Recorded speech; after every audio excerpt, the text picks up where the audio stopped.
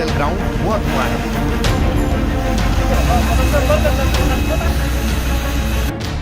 Aleppo लाशों से पटा है।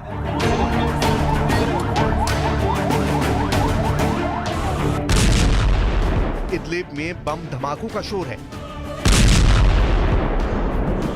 लेकिन खलीफा का खूंखार कमांडर अल जुलानी जिंदा है या नहीं, इसकी पुष्टि नहीं हो पाई है।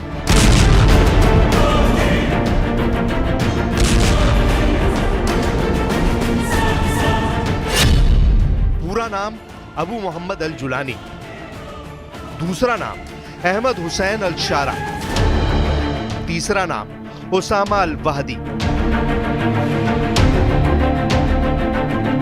अल-कायदा एचटीएस चीफ के 3 नाम हैं। रूस की एयर स्ट्राइक में मारा गया कमांडर इनमें से कौन है, इसकी तस्दीक नहीं हो पाई है।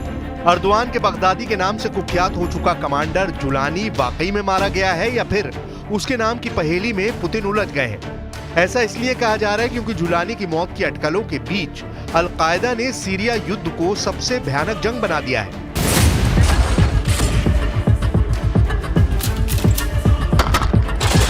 तुर्की समर्थित मिलिशिया लड़ाकों ने सीरिया में 2 लाख लोगों को तोपखाने के आगे खड़ा कर रखा है। मिसाइलों के टारगेट पर लिए गए सीरिया के नागरिक किसी भी वक्त मौत के घाट उतार दिए जा सकते हैं। कमांडर जुलानी इन सबके डेथ वारंट पर दस्तखत कर चुका है, बस उसे रिलीज करने की सही टाइमिंग का इंतजार हो रहा है। सीरिया के वॉर जोन से आ रहे भयावह अपडेट बता रहे हैं कि युद्ध अब पुतिन को भारी पड़ने वाला है। बशर अल असद का बचना मुश्किल है। अर्दवान का बगदादी बर्बर हमले का नया इतिहास रच रहा है।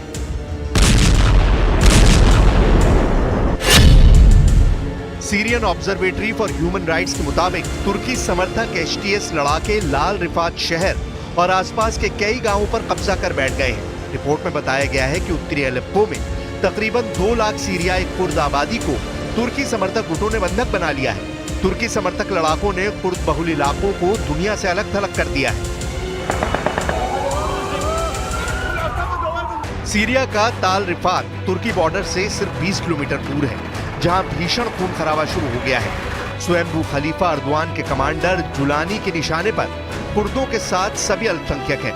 सीरिया के सुवेदा के रूस सिटी में विद्रोही गुटों ने सभी अल्पसंख्यकों का धर्मांतरण शुरू करवा दिया है। अलेप्पो पर कब्जे के बाद क्रिसमस के लिए लगाए गए पेड़ों को बर्बाद कर दिया गया है। सीरिया सिविल वॉर के दोबारा भड़कने के बाद पोप ने जिस बात का डर जताया वो हकीकत होता दिख रहा है।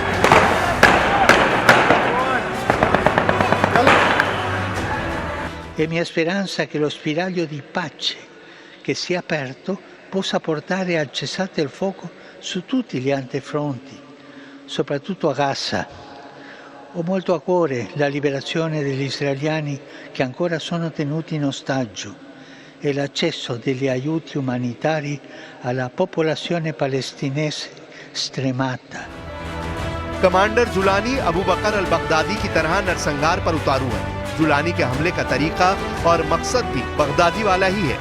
बगदादी जैसे विनाशकारी हथियारों से लैस कमांडर जुलानी के लड़ाके सीरिया को रौंद रहे हैं। कमांडर जुलानी का पावर हाउस तुर्की है, लेकिन जुलानी जिस तहरीर अल शाम का सुप्रीम लीडर है, वो अकेले दम से बशर अल असद हुकूमत को उखाड़ फेंकने का दम रखते हैं। जुलानी की हिस्ट्री शीट उसे सीरिया का सबसे खूंखार कमांडर बताती है। जुलानी के एक इशारे पर कितने लड़ाका ग्रुप युद्ध में कूद पड़ते हैं, इसे भी जान लीजिए।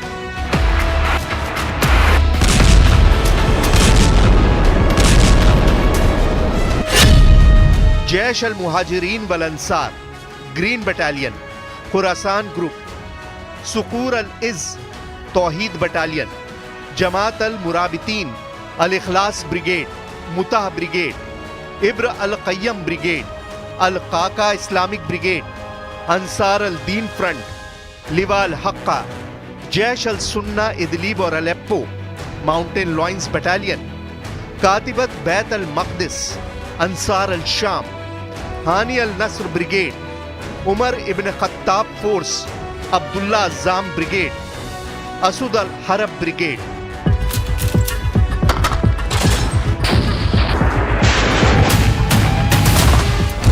ये लिस्ट बहुत लंबी है। जुलानी सीरिया में असद विरोधी सभी फाइटर ग्रुप का बेताज बादशाह है। कमांडर जुलानी का ये रुतबा इसलिए है क्योंकि उसने सुपर पावर अमेरिका तक को चैलेंज दे रखा था।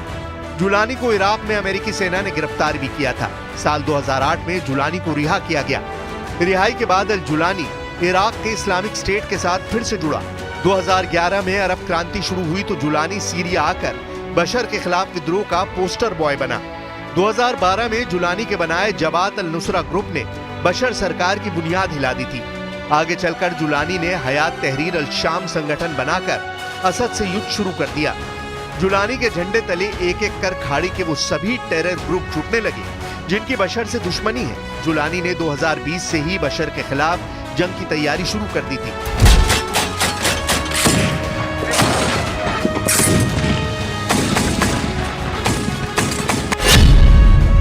कमांडर जुलानी सीरिया के इदलिब में खुलेआम जलसे कर बशर के खिलाफ युद्ध का ऐलान करने लगा था।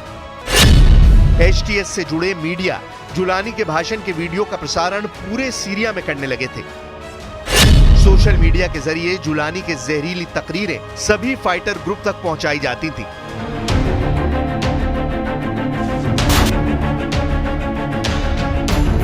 जुलानी के वर्चस्व को ऐसे समझा जा सकता है कि उसने इदलिब में 2019 से हुकूमत चलानी शुरू कर दी। इदलिब का एयरबेस जुलानी के कब्जे में है। हयात तहरीर अल शाम के लड़ाके बशर हुकूमत के साथ बराबरी की सौदेबाजी तक करते हैं। सीरिया और जुलानी के बीच कारोबारी डील तुर्की की अघोषित मध्यस्थता से ही हुई थी।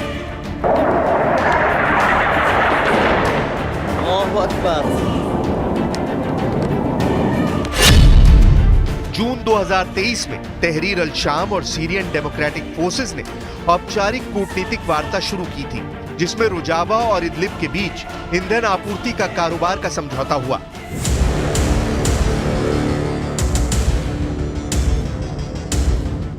मतलब कमांडर जुलानी को किसी अदने से टेरर ग्रुप का लीडर समझने की भूल न बशर कर रहे हैं न ही पुतिन करने वाले हैं। अर्दवान ने सीरिया में वॉर कॉन्ट्रैक्ट ऐसे खूंखार कमांडर को सौंपी है जो अबू बकर अल बगदादी से भी कई मामलों में 100 कदम आगे है। जुलानी का खात्मा अगर हो चुका है तब भी टेरर ग्रुप से खतरा टला नहीं है। अगर जुलानी जिंदा है तब तो बिना रूसी, ईरान और हिजबुल्लाह की मदद के सीरिया की सेना लड़ाकों के आगे टिक भी नहीं पाएगी। रूस सिर्फ हवाई हमले कर जुलानी फोर्स को खत्म नहीं कर पाएगा। इसकी वजह इन फाइटर ग्रुप्स का सीरिया के चप्पे चप्पे की जानकारी रखना है। HTS फाइटर के भूमिगत अड्डे अभेद हैं जहां बम और बारूद बेअसर साबित होते हैं। हालांकि ईरान ने क्लियर कर दिया है कि वो सीरिया युद्ध में बशर के साथ है। ईरान के राजनयिक अब्बास अरागची दमिश्क के दौरे पर है। अरागची ने दौरे से पहले दावा किया कि ईरान तुर्की की कोई भी चाल सीरिया में कामयाब नहीं होने देगा। अलेप्पो से HTS का कब्जा हटाने के ऑपरेशन में भी ईरान साथ देने के सिग्नल दे चुका है। جمهوری اسلامی ایران حمایت کامل خودش رو از سوریه، از دولت سوریه، مردم سوریه و ارتش سوریه اعلام میکنه. ما همونطوری که در گذشته کنار دولت، ارتش و مردم سوریه بودیم، همچنان کنار آنها خواهیم ایستاد و برای حفظ ثبات و صلح منطقه فکر میکنیم که ثبات و آرامش در سوریه اهمیت بسیار اساسی داره.